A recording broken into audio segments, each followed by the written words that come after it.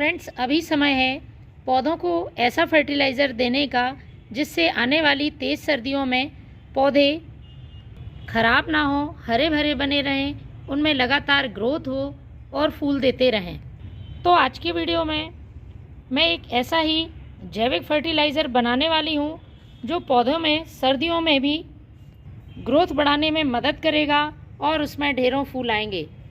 आप मेरे प्लांट्स को देख रहे हैं कितनी ज़बरदस्त ग्रोथ है और सभी ग्रोथ पर कलियां बन रही हैं और फूल आ रहे हैं। क्योंकि यदि आप चाहते हैं कि पौधा लगातार फूलों से भरा रहे तो इसके लिए पौधे की नई ग्रोथ होना ज़रूरी है। जब तक नई ग्रोथ नहीं होगी पौधा फूल नहीं देगा और फूल आएंगे तो बहुत कम संख्या में छोटे छोटे आकार में आएंगे। तो ये जो मैं फर्टिलाइज़र बताने वाली हूँ इसमें पौधे को अच्छी मात्रा में नाइट्रोजन मिलेगा और पौधा नई ग्रोथ करेगा। इसके साथ ही पौधे की मिट्टी उपजाऊ बनेगी, मिट्टी का पीएच बैलेंस रहेगा जिससे पौधे में आप ढेरों फूल पा सकेंगे। अक्सर आपने देखा होगा जो देसी रोज़ का प्लांट होता है उसमें फूलों की मात्रा तो ज़्यादा होती है लेकिन फूल बहुत छोटे छोटे आकार के और बहुत जल्दी झड़ जाने वाले होते हैं। आप ये देख रहे हैं देसी गुलाब की बड्स है, कितनी बड़ी बड्स है, तो फूल भी बहुत ही बड़े साइज़ का होगा। देखिए इस तरह से गुच्छों में फूल आ रहे हैं। सभी प्लांट्स में छोटे से छोटे स्टेम पर भी गुच्छों में फूल खिल रहे हैं। तो गुलाब, गुड़हल, अपराजिता जैसे फूलों वाले पौधों के लिए एसिडिक सॉइल अच्छी मानी जाती है। इस एसिडिक सॉइल में प्लांट अच्छी फ्लावरिंग करते हैं तो हमें महीने में एक बार इस तरह का फर्टिलाइज़र यूज़ करना चाहिए जो मिट्टी की सॉइल को एसिडिक बना सके। ये फर्टिलाइज़र प्लांट की सॉइल को एसिडिक करेगा और पौधे में बहुत अच्छी मात्रा में फूल आएंगे। अब बात होती है प्लांट में इंसेक्ट अटैक की। जब भी मौसम बदलता है या सर्दियों का मौसम आता है तो पौधे में इंसेक्ट और फंगस लगना शुरू हो जाते हैं। इसकी वजह से फर्टिलाइज़र देने के बाद भी प्लांट में ग्रोथ रुक जाती है और फर्टिलाइज़र का कोई फ़ायदा पौधे को नहीं होता है। तो ये जो फर्टिलाइज़र है प्लांट में फर्टिलाइज़र के साथ साथ इंसेक्टिसाइड और फंगिसाइड की तरह भी काम करेगा। ऑर्गेनिक होने की वजह से प्लांट पर कोई साइड इफ़ेक्ट इसका नहीं होता है। सभी पौधों के लिए आप इसका इस्तेमाल कर सकते हैं। दो तरह से आप इसका यूज़ कर सकते हैं। पौधे की पत्तियां पीली पड़ रही हों या उनमें इंसेक्ट फंगस हो तो स्प्रे कर सकते हैं या फिर आप सीधा मिट्टी में भी इसे डाल सकते हैं। घर में ही मौजूद दो चीज़ों का इस्तेमाल मैंने इस फर्टिलाइज़र को बनाने में किया है। तो चलिए शुरू करते हैं इसको बनाना। दोनों चीज़ें पौधे के लिए बहुत उपयोगी हैं। सबसे पहले आप देख रहे होंगे ये है चाय पत्ती।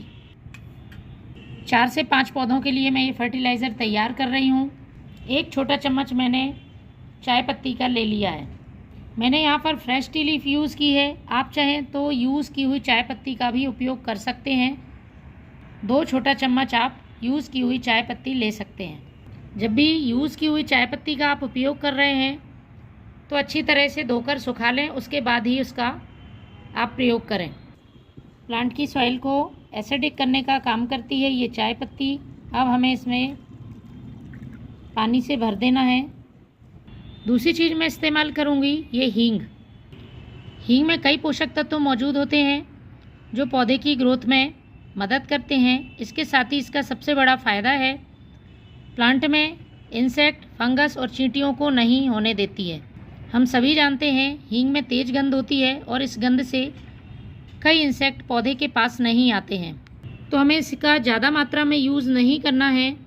1 गिलास पानी में आपको 1 चुटकी हींग, ग्राम में माप करें तो 1 ग्राम हींग ही लेनी है। इससे ज़्यादा इसका हमें यूज़ नहीं करना है और इसको हमें इसी पानी में डाल देना है। मैंने यहाँ पर पाउडर फॉर्म में हींग का इस्तेमाल किया है। यदि आपके पास टुकड़े वाली हींग है तो उसका भी आप इस्तेमाल कर सकते हैं। टुकड़े को थोड़ा सा पीस के यूज़ कर लें। इसके बाद हमें इसे ढककर रखना है 1 दिन के लिए, जिससे कि हींग पूरी तरह से घुल जाए और चाय पत्ती के पोषक तत्व पानी में आ जाए। तो फ्रेंड्स, 1 दिन पहले मैंने ये फर्टिलाइज़र बनने के लिए रखा था। कुछ इस तरह से ये फर्टिलाइज़र बन के तैयार होगा। अब हमें इसे अपने प्लांट पर 2 तरह से यूज़ करना है। लेकिन यूज़ करने से पहले आपको इसे डाइल्यूट करना है। तो जितना भाग आप फर्टिलाइज़र का ले रहे हैं उसका 5 से 6 गुना सादा पानी ले लेना है। तो मैंने ये पानी ले लिया है और छानने के साथ ही मैं इसे डाइल्यूट करूँगी। आप बिना छाने भी यूज़ कर सकते हैं, जबकि डायरेक्ट सॉइल में आप यूज़ कर रहे हैं, लेकिन स्प्रे करेंगे तो आपको छानना ही पड़ेगा। ये बची हुई चाय पत्ती आप फेंकें नहीं, क्योंकि मैंने फ्रेश टी लीफ का यूज़ किया है। इसको धोकर सुखा लें और फिर से अपने प्लांट पर यूज़ करें। तो ये फर्टिलाइज़र प्लांट में डालने के लिए तैयार है। मैं दोनों तरह से आपको इसका उपयोग बताती हूँ। तो डायरेक्ट मिट्टी में यूज़ कर रहे हैं तो पॉट की साइज़ के हिसाब से आप इसको डालें। और फ्रेंड्स, यदि आप इसको स्प्रे कर रहे हैं तो तेज़ धूप में ना करें, स्प्रे बॉटल में भर के प्लांट पर अच्छी तरह से स्प्रे करें। तो महीने में एक बार इस फर्टिलाइज़र का यूज़ ख़ासतौर पर अभी सर्दियों में ज़रूर करें। Thank you.